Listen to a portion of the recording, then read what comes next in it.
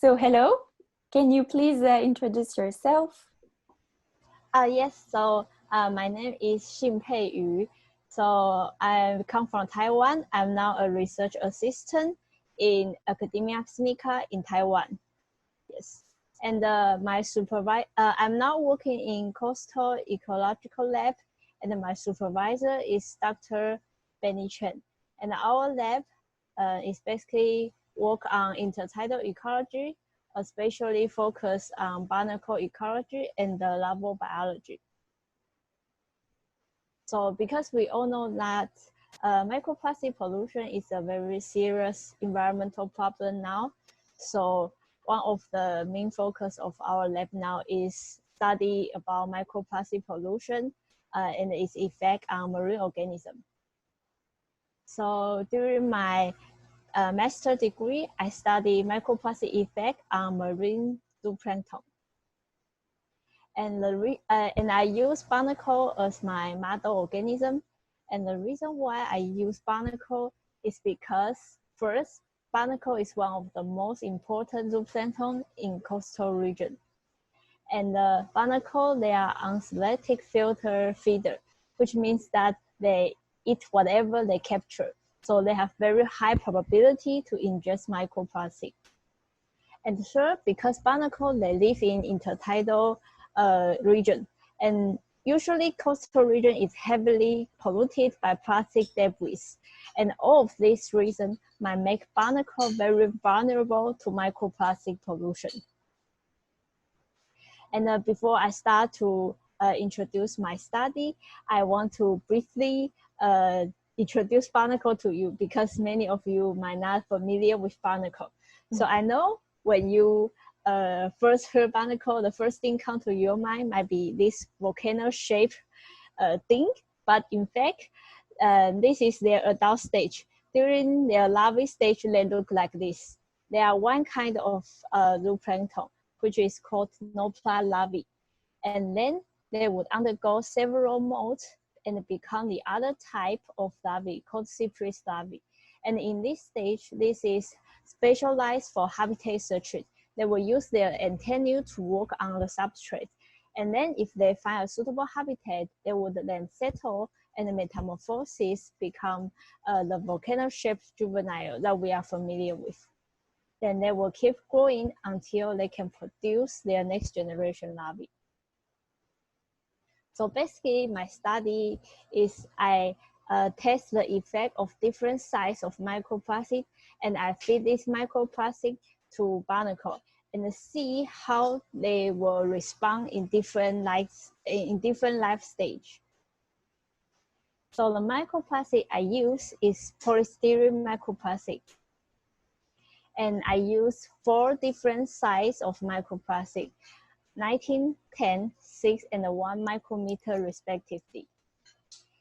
And I set up 4 concentrations, 1, 10, 100, and 1000 bits per millimeter. So all of the 4 sizes of microplastic have the same concentration setting. And these concentrations are set based on the estimated environmental concentration. So first, my study is go along with the barnacle life cycle. And in the larval stage, I test many endpoints, including mortality, growth, and development time. And the reason why I test this endpoint is because microplastic might release some toxic material that might lead to direct death or lead to developmental delay. And then in cypress stage, I also measure the settling rate and the metamorphosis success. However, unlike our expect, in fact, I did not find any clear microplastic effect in their larval stage. This is a bit unexpected, yes. And after they turn into their adult stage, I also measure other essential endpoints like their mortality, growth, and their activity, and when they will give birth to their next generation of offspring. However, once again, I did not find any clear microplastic effect either. But I didn't give up. I was wondering, okay, what will happen if I extend my exposure time. So I keep culturing my barnacle until they produce their next generation larvae. So this time, I finally find some significant effects. So we find that after one generation exposure to microplastic, in fact, their larvae would have higher mortality rate than control. So this is one of my results figure. So this figure showing larval mortality over different size of microplastic treatment and the control. And different bar represent different concentration. So we can see that larvae that were exposed to microplastic have higher larval mortality than the control. And this is especially for those that eat smaller size microplastic, that is 6 and 1 micrometer microplastic. Their larvae mortality can exceed over 90% at high concentration, which means that almost no larvae can survive after just one generation exposure to microplastic. So that means microplastic might have significant transgenerational effect, which will not affect the generation that were directly exposed to microplastic, but affect their next generation larvae. And this might have a very severe consequence. So if their next generation larvae have higher mortality, which means that there will be no larvae recruited into the original population. And in long term, this might lead to drastic decrease of zooplankton population. But besides from my study, there are still many knowledge gaps waiting for us to solve this knowledge gap. So the first thing is because the microplastic I use is in fact spherical microplastic. So because it's spherical shape, so it may not have many severe effects. However, fragment and the fiber shape microplastic is actually most abundant in our environment. And because of their irregular shape, they may be more harmful than spherical microplastic I use in my study. And moreover, in natural environment, microplastic are usually absorbed with some toxic contaminant. But because the microplastic I use is virgin microplastic, don't have any toxin on it. So in natural environment, this microplastic with contaminant might be more harmful than the virgin microplastic I use in my study. So these are the direction we think that worth more study in the future. So like I said before, because microfiber is actually most abundant shape of microplastic in the environment now. So this is highly related to our laundering behavior. So it is estimated that every time when we're doing the laundering, we will release over 700,000 microfiber into our environment in just a single wash.